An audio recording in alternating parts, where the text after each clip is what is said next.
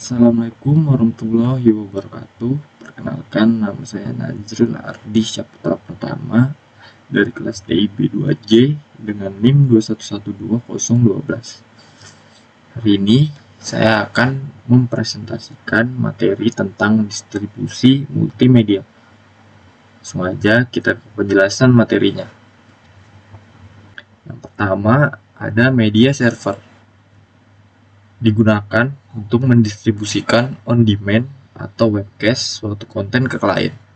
Juga bertanggung jawab untuk mencatat semua aktivitas streaming yang nantinya digunakan untuk billing dan statistik. Player dibutuhkan untuk menampilkan atau mempresentasikan konten multimedia data stream yang diterima dari media server. File-file khusus yang disebut metafile digunakan untuk mengaktifkan player dari halaman web. Metafile berisi keterangan dari konten multimedia. Browser web menunduh dan meneruskan ke player yang tepat untuk mempresentasikannya.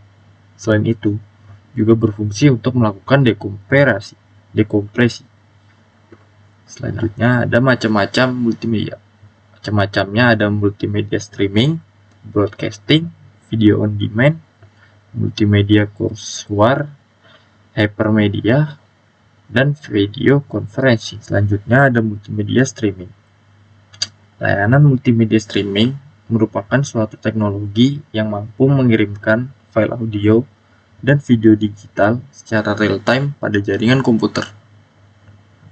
Nah, ini contoh-contoh media streaming. Selanjutnya, kendala-kendala yang dapat terjadi dalam melakukan streaming multimedia. Yang pertama ada bandwidth. Sangat berpengaruh terhadap kualitas presentasi suatu data stream, di samping kondisi jaringan juga mempengaruhi bandwidth. Hal yang perlu diperhatikan adalah ukuran data stream harus sesuai dengan kapasitas bandwidth jaringan. Untuk mengatasinya digunakan kompresi data dan penggunaan buffer. Kedua, ada sinkronisasi dan delay. Agar media yang berbeda sampai dan dipresentasikan pada user seperti aslinya, maka media tersebut harus tersinkronisasikan sesuai dengan timeline presentasi tersebut dan delay seminimal mungkin.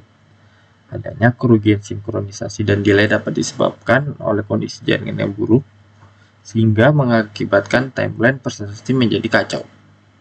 Yang ketiga, ada interoperability. Idealnya adalah presentasi yang kita buat harus dapat dimainkan oleh semua jenis klien, CPU yang berbeda, sistem operasi yang berbeda, dan media player lainnya. Selanjutnya ada format streaming. Di sini saya menjelaskan ada 3 jenis format streaming yang banyak digunakan dalam situs-situs internet. Yang pertama ada format real media, kedua ada Windows Media, yang ketiga ada QuickTime. Selanjutnya ada broadcasting. Broadcasting merupakan proses pengiriman sinyal ke berbagai lokasi secara bersamaan, baik melalui satelit, radio, televisi, komunikasi data, pada jaringan, dan lain sebagainya.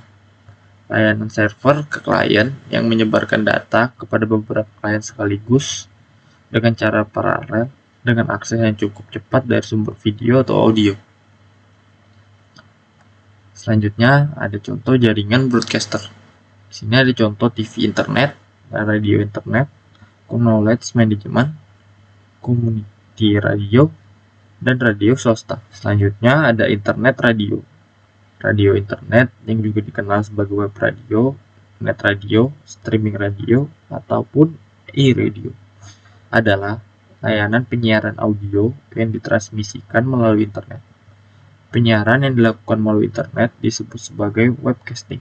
Karena tidak mau menular secara luas melalui sarana nirkabel, radio internet memiliki sebuah media streaming yang dapat menyediakan saluran audio terus-menerus dan tidak ada kontur operasional penyiaran seperti media penyiaran tradisional pada umumnya.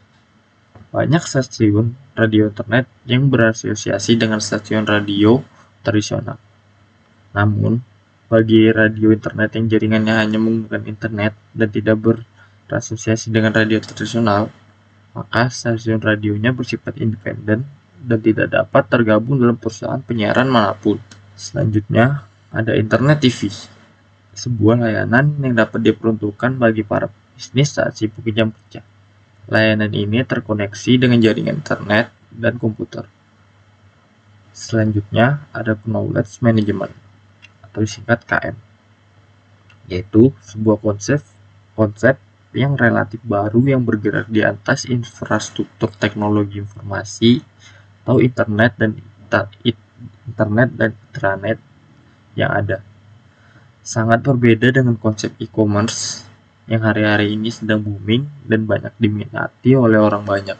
Selanjutnya ada radio komunitas, merupakan stasiun siaran radio yang dimiliki, dikelola, diperuntukkan, diinisiatifkan, dan didirikan oleh sebuah komunitas.